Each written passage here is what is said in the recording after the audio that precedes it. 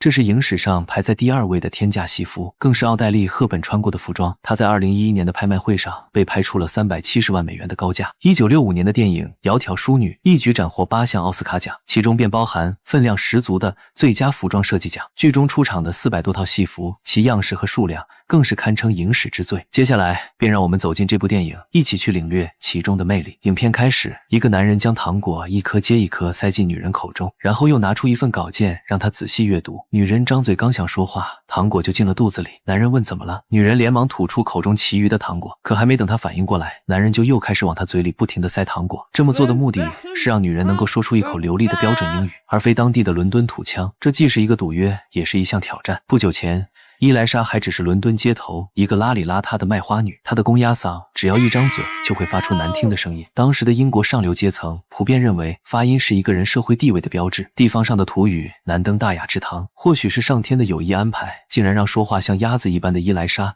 遇到了当时声名显赫的语言学教授希金斯。希金斯表示，伊莱莎的口语发音简直就像是杀猪时发出的惨叫声，如果能给她6个月的时间，他一定能将伊莱莎培养成一名女公爵。正所谓说者无心，听者有意。第2天，伊莱莎就穿了一件自认为十分得体的衣服，去拜访了希金斯教授的家。希金斯问他为何要来这里，伊莱莎开门见山，说自己准备花1先令聘请希金斯当他的英语老师，等自己可以说流利的英语后，就可以去花店当个店员小姐，而不是站在大街上卖花。希金斯闻言哭笑不得，区1先令就想让他授课，怎么可能？这时希金斯的好友皮克林来了兴趣，他想和老朋友打个赌，假如对方真的能将一个粗俗的街头卖花女在6个月的时间里培养成一个女公爵，那么他就会尊称对方为这世界上最伟大的老师，并支付所有的学费。希金斯听好友这么一说，顿时也来了兴趣，决定自我挑战一番。可是要想让一个人脱胎换骨，又谈何容易？一个人的内在气质可能需要长时间的培养，但想要改变一个人的外在就容易多了。那么首先就从洗澡换衣打扮开始着手。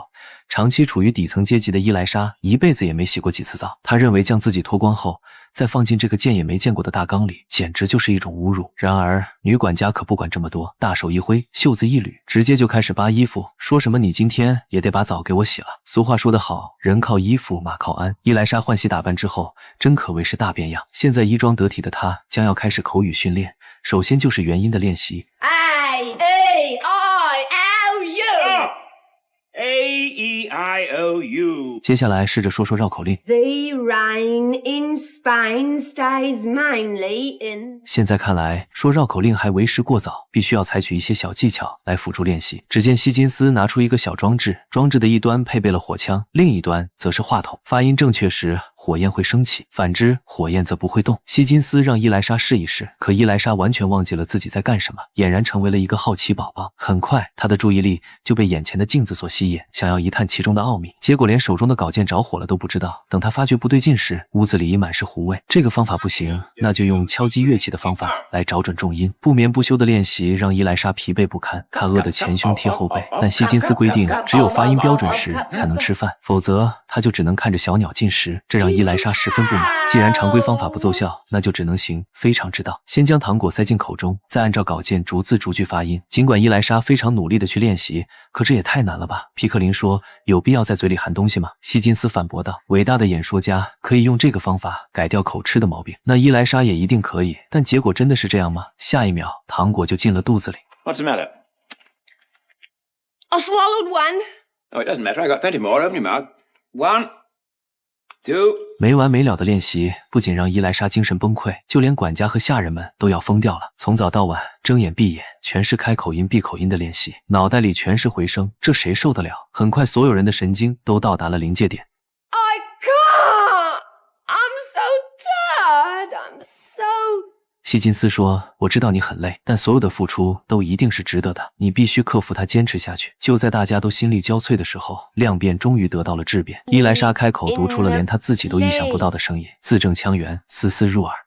Again, Rain in Spain stays mainly in the plain. 终于在无数个日夜的拼搏后，他们迎来了胜利的曙光。这一刻，所有的付出都得到了回报，每个人都开心得像个孩子。希金斯决定接下来进行实战演练。伊莱莎兴奋得久久无法入睡，女管家劝了又劝，她才肯上床休息。几天后，一行人去了赛马场。希金斯的母亲在这里有个包厢，许多名门贵族都云集于此。想要实战演练，那这里绝对是不二之选。伊莱莎一袭白色包臀长裙缓缓入场，顿时就将现场的小伙迷得神魂颠倒。虽然她有着迷人的外表和好听的声音，但肚子里的墨水实在是太少了。皮克林在一旁听得干着急，好在比赛很快就开始了，但伊莱莎离原形毕露也越来越近了。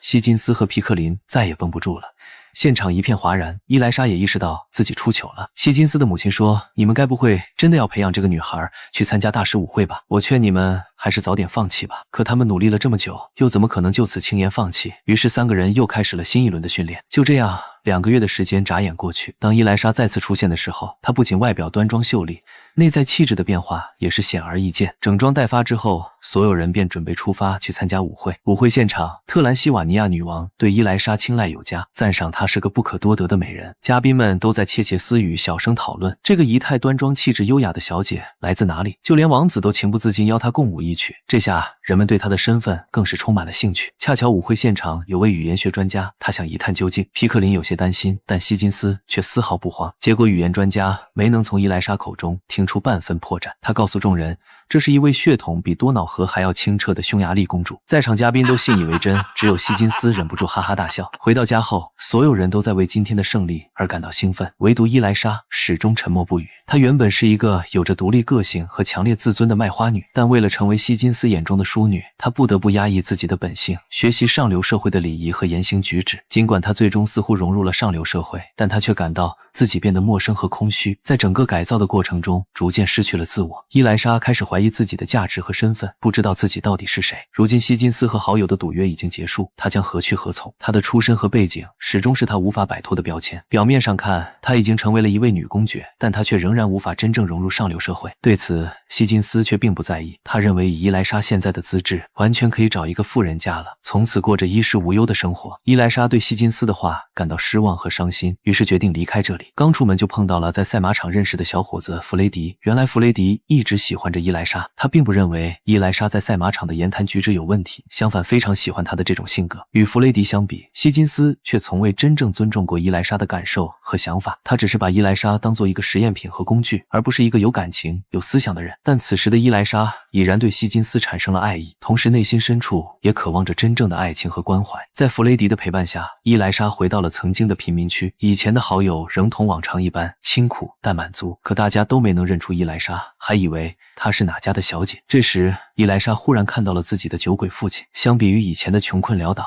现在的父亲简直就是个富豪。原来在伊莱莎居住于希金斯家的这些日子里，父亲亚尔菲曾去找过希金斯，并以女儿为借口向他索要钱财。不得不说，亚尔菲也真是个天才，他不多不少，只要5英镑，少了可能不够花，太多则可能为自己招来麻烦，失去自由与快乐。希金斯对这个老头产生了浓厚的兴趣，不仅给了他5英镑，还给道德重建协会写了一封信，告诉他们亚尔菲是全英国最好的道德家。也正是这封信，竟让伊莱莎的父亲获得了一位大富豪每年4000英镑的遗产。但从此他的生活再无快乐可言，因为中产阶级的道德观彻底绑架了他。伊莱莎说：“那你为何不把钱退回去？”父亲表示：“你说的容易，当你享受过奢华的生活后，又怎敢再回到那贫穷的过去？”伊莱莎闻言唏嘘不已，在对父亲安慰一番后，便乘坐马车离开了。次日，希金斯突然发现伊莱莎不见了，这时他才意识到，只有伊莱莎知道自己的文件放在了哪里，也只有他才知道自己想喝的是咖啡而不是茶。可希金斯却不明白对方为何要走。几番找寻后，